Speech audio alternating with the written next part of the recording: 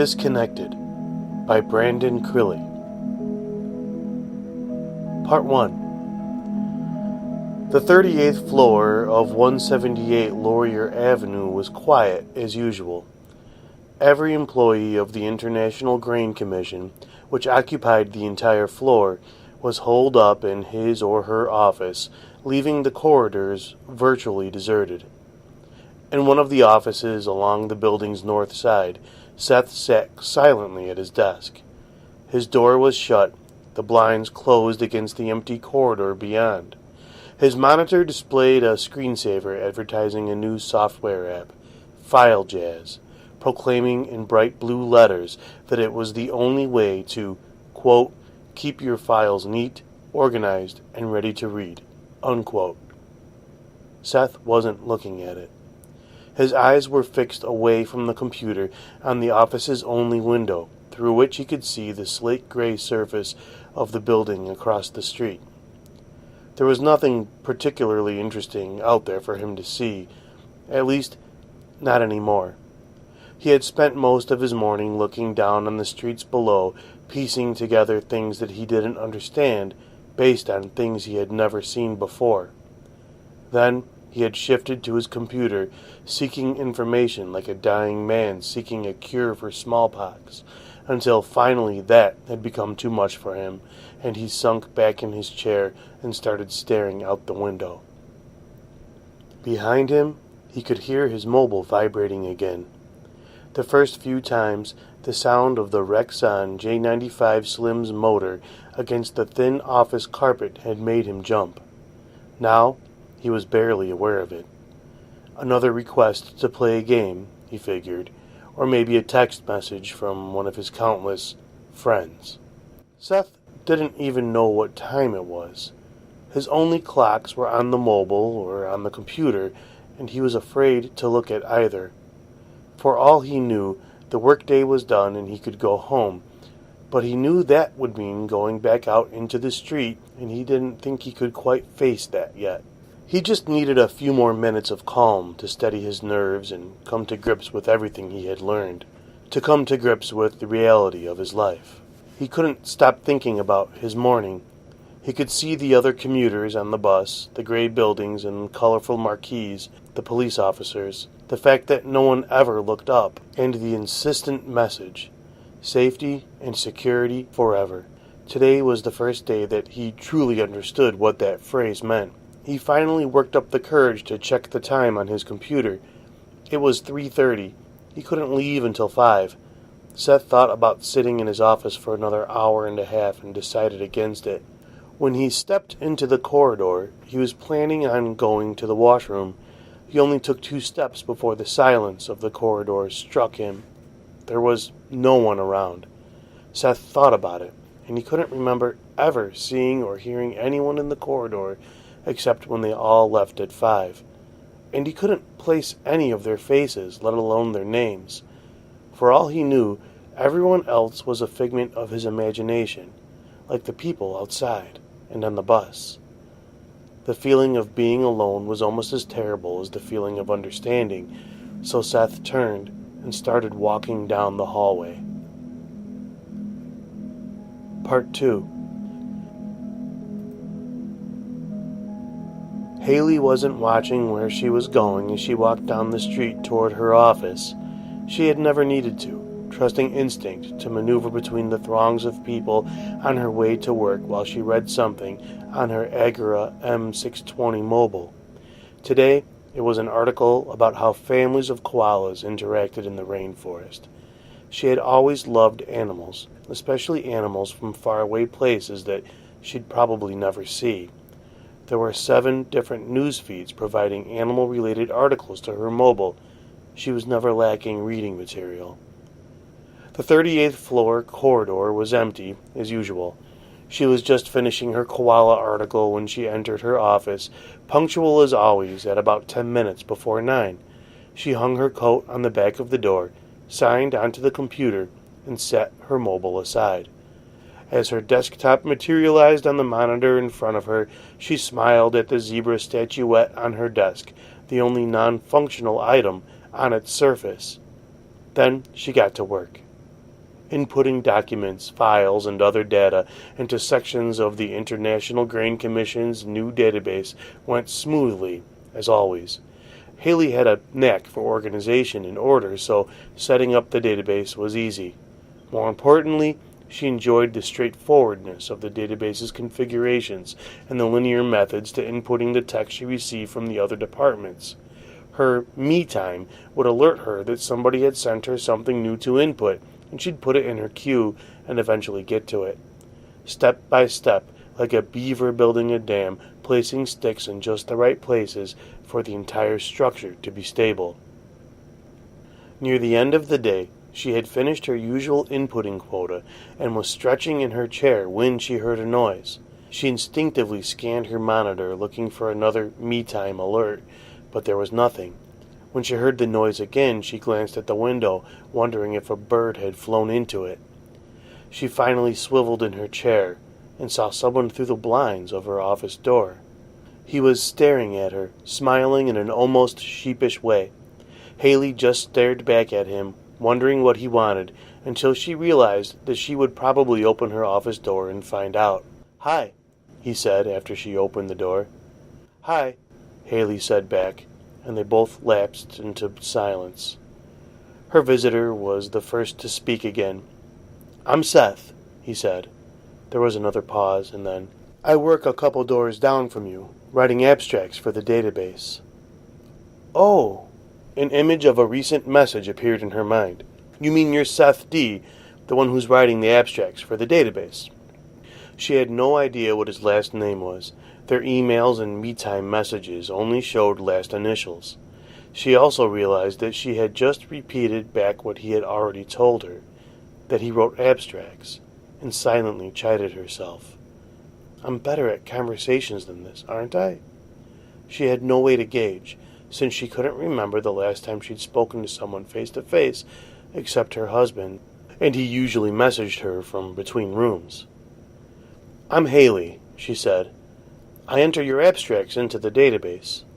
"Oh, in the reports." Seth thought for a moment. "Haley N.? Yep, that's me." Cool." Seth shuffled his feet a little, and Haley noticed he rarely met her eyes. They seemed to drift up and down the hallway as though he was looking for someone. Seth? "Mm-hmm." "Do you need something?" No one had ever visited her office before, but this seemed to her like a logical thing to ask. "I just wanted to find out if you got the last abstract I sent. For the database, I mean, the one for the report on whose wheat fields were near Petawawa." "Oh." Haley always sent back a response confirming she'd received something for the database. If Seth was worried, he could have me-timed her. "I got it this morning. Thanks. I'll enter into the database soon." "Okay, good." His feet shuffled a little again. "Okay, well, I'll talk to you later?" Haley smiled at him and started to turn away, one hand on the doorknob. "Haley?" She stopped and turned back. "Yes?" He wasn't looking at her, but now his eyes were fixed. "Why do you have a zebra on your desk?" Haley looked back at the little statuette. "I like animals," she said, turning to Seth.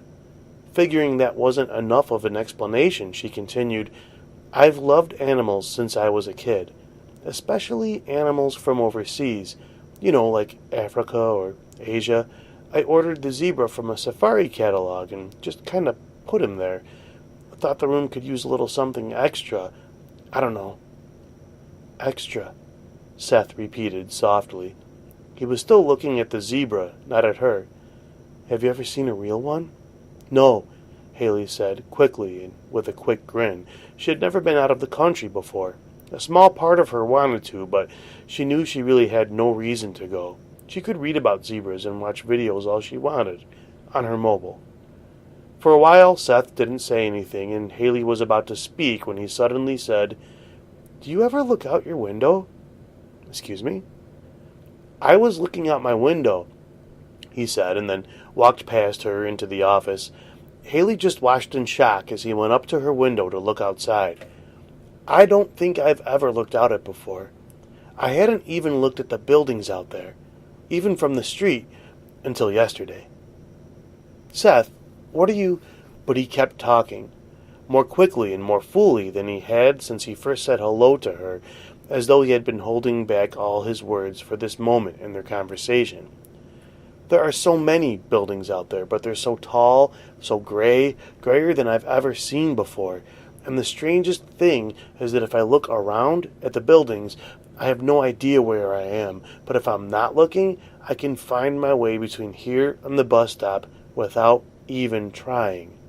I tried to find out when those buildings went up, but for some reason the records aren't online, so for all I know, they might have been there forever.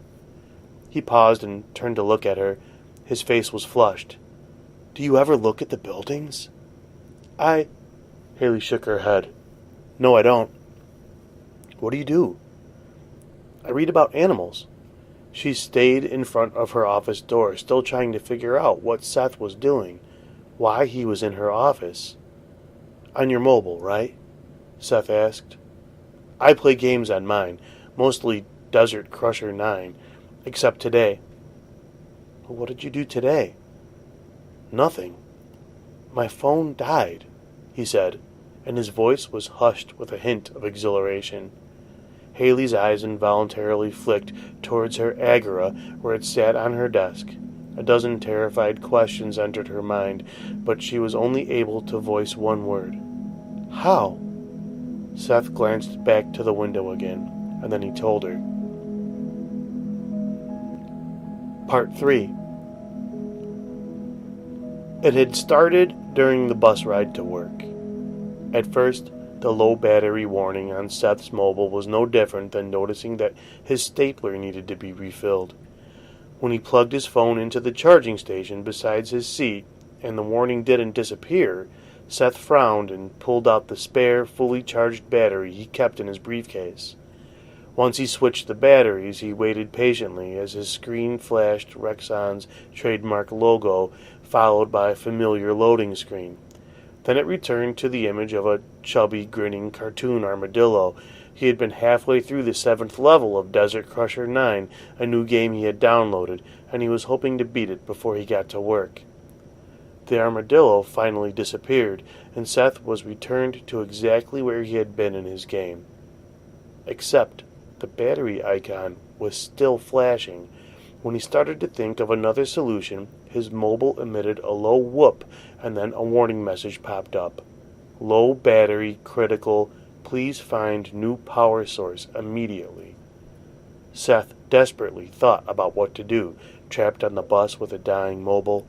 When he realized that he was out of options on his own, he looked at the other commuters on the bus. He looked from person to person, trying to figure out who could be torn away from their mobile so he could ask for a spare battery. It would have been much easier if he had recognized someone he knew, since he could just text them about his problem. When it came to strangers, however, Seth was totally incapable. His J-75 beeped at him. Seth looked down just in time to see a new message on the screen. Reserve power depleted. Unit shutting down. And then the screen went black. For almost a full minute, Seth stared at the screen, his mouth hanging open in disbelief. The black surface, normally so bright and full of color, stared back silently. He blinked rapidly. His eyes had to be playing tricks on him. Then he realized that there was something wrong with his hand. J-75 still clutched tightly in his fingers. He examined the back of his hand for the source of an itch, something rubbing against him, but he didn't find anything. His hand looked perfectly normal, but he knew it wasn't. And then it came to him. He was missing the subtle feeling of his mobile vibrating against his palm and fingers. Without that casual massage, his hand felt lifeless. Seth took a few deep breaths, willing his brain to come up with some sort of solution. He couldn't get off the bus to buy a new battery, because then he would be late for work. The regular, flawless schedule of the automated transit system would deliver him to the office exactly on time, provided he stay on. He couldn't even check how much longer he would be on the bus, since the only clocks were on people's mobiles. Sweat glistened on his brow, and he wondered if he was having a panic attack. He had never had one before, but he had stumbled on an article about panic attacks about a week ago, and he thought that sweating was one of the symptoms. He looked down at J75 again, the source of so many interesting and potentially relevant articles clenched tightly in his fingers. Despite his desperate hope, the mobile didn't miraculously resuscitate. Finally, he glimpsed a flash of light through the bus's windows and thought about finding a building he recognized to gauge his distance from the office. When he looked out at the tightly packed skyscrapers of Ottawa's downtown, though, he had trouble distinguishing them. Every building seemed to be a similar shade of gray. Every window that he saw was tinted, and the only thing brighter than the morning light was the occasional flashing marquee, each of which showed the same symbol, a golden, long-necked goose in flight against a dark red background, with the letters T-A-P underneath. Seth knew that this was the current party in power, but not much else. He didn't pay attention to politics. He had learned long ago from their slogan, safety and security, forever, that they had everything figured out specifically so he wouldn't have to pay attention. For a moment, Seth forgot about trying to figure out where he was and tried to remember when the buildings had lost all their color. The last time he had looked at these buildings, he was sure there was more variety. He had seen different architectural styles, splashes of color, and decorations outside people's homes. Each street had been unique, in a way, and easy to identify. Now, each building he passed could have been an office, an apartment, or a shopping mall. Only there was no way to tell. When the bus stopped at a traffic light, Seth caught a glimpse of two police officers standing on the street corner. They were immediately recognizable. They were the only people standing still, and the only people wearing bright and red sporting visors over their eyes. They were watching everyone who walked past, closely, their faces deadpan, eyes roving even as images flashed across their visors. Seth couldn't remember the last time he had spoken to a police officer, but he didn't picture them being that stern.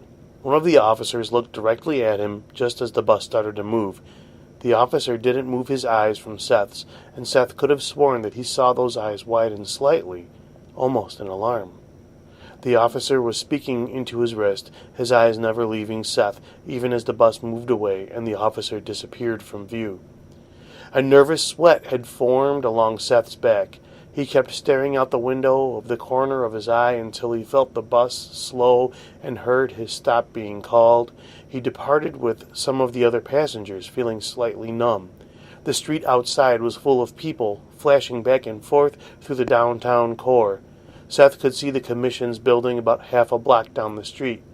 That building, too, was a drab, uniform gray, even where the commission's name was displayed.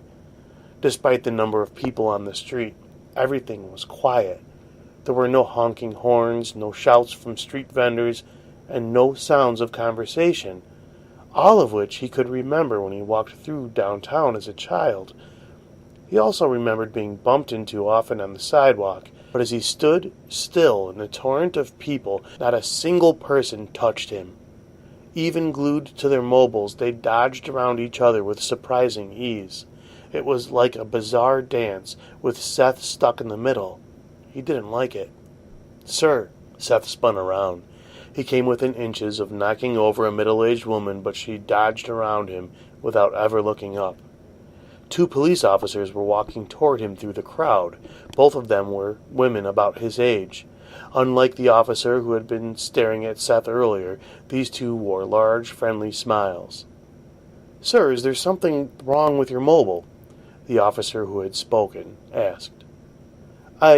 Seth fumbled with his words. He hadn't spoken to someone in person for a while, especially a woman. He preferred seeing women on a screen.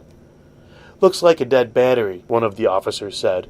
"Faulty, maybe," the other added.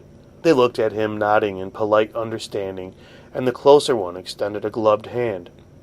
Seth stared at it, chewing his lip, and then finally handed over his mobile. The officer flipped the J75 over, opened the back cover, and examined the circuitry inside.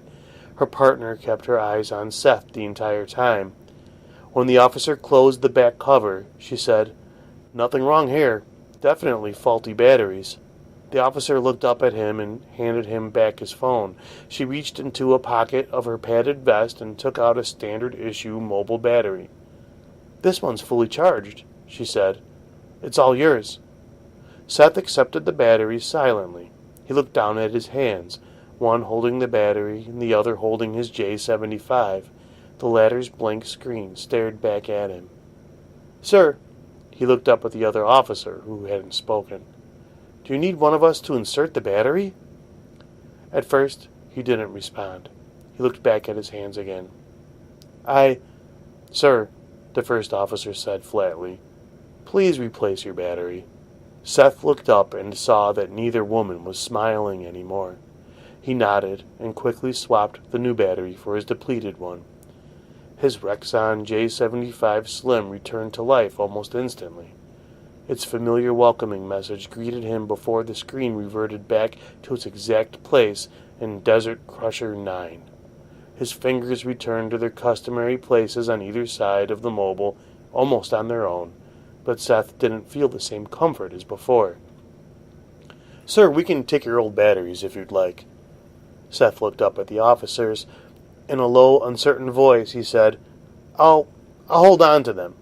When the officers frowned, he quickly added, "I can charge them at home tonight." They studied him for a moment. The first officer ultimately stepped back and said, "As you wish, sir. Have a good day." Seth offered what he hoped was a casual smile. Then he started walking toward his office building, rejoining the ebb and flow of the crowd. When he was halfway to his building, he turned to glance behind him and saw the two officers still watching him. Part 4. Haley stood beside Seth, staring out at the window at the street below. Neither of them had said anything for 10 minutes. "Do you see?" he said. "Do you see the buildings? The people?" She did, but that wasn't what she was focused on.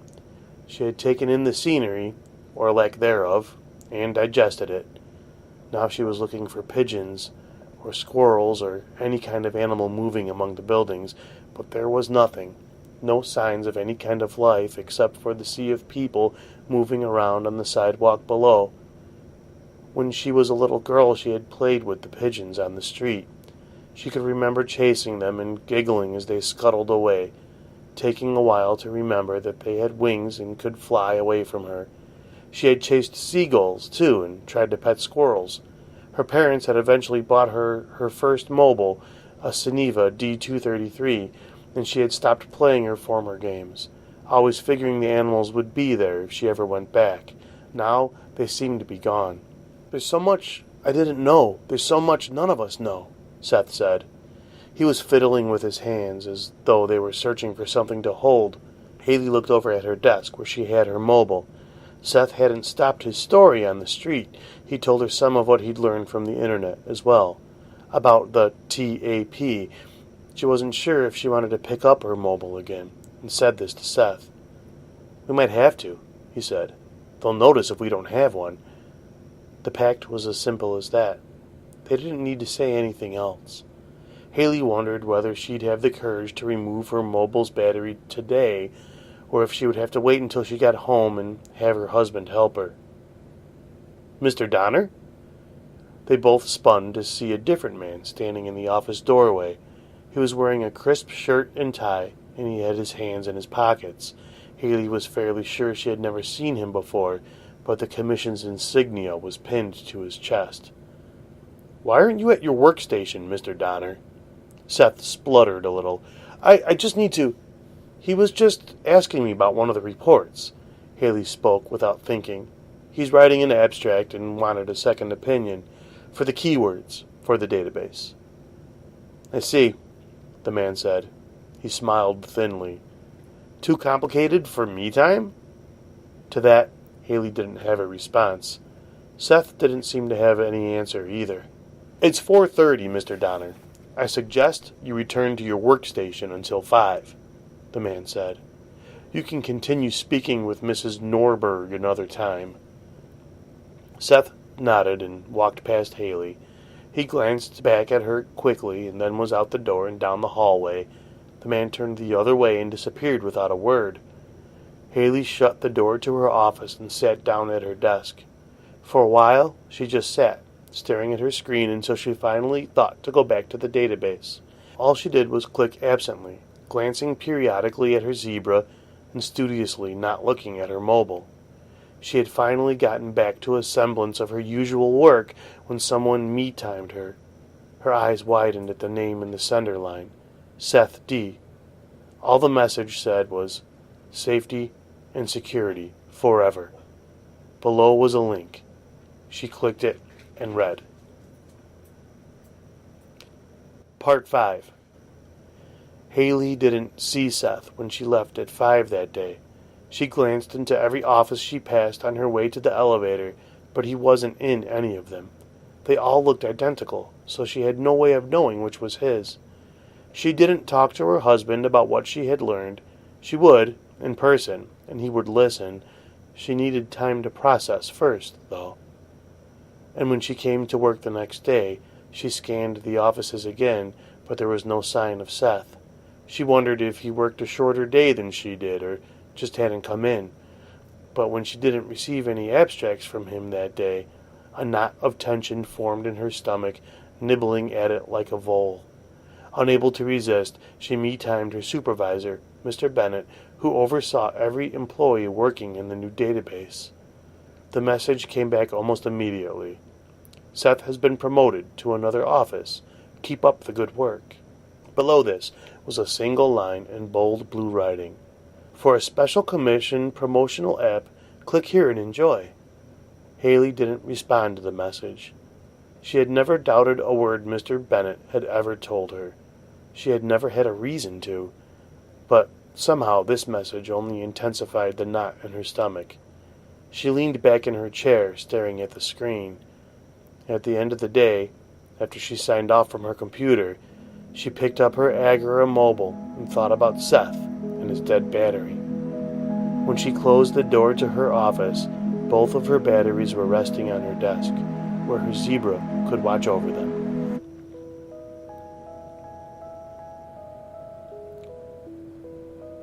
An Ottawa teacher by day, Brandon Crilly has been published in On-Spec, non-local science fiction, and other markets. He was a semifinalist in the fourth quarter of Writers of the Future 32. You can find Brandon at brandoncrilly.wordpress.com or at Twitter at @b_Crilly. The music in this story is by Sealand. You can find more of their work, including their album Dark Days, at sealand.bandcamp.com.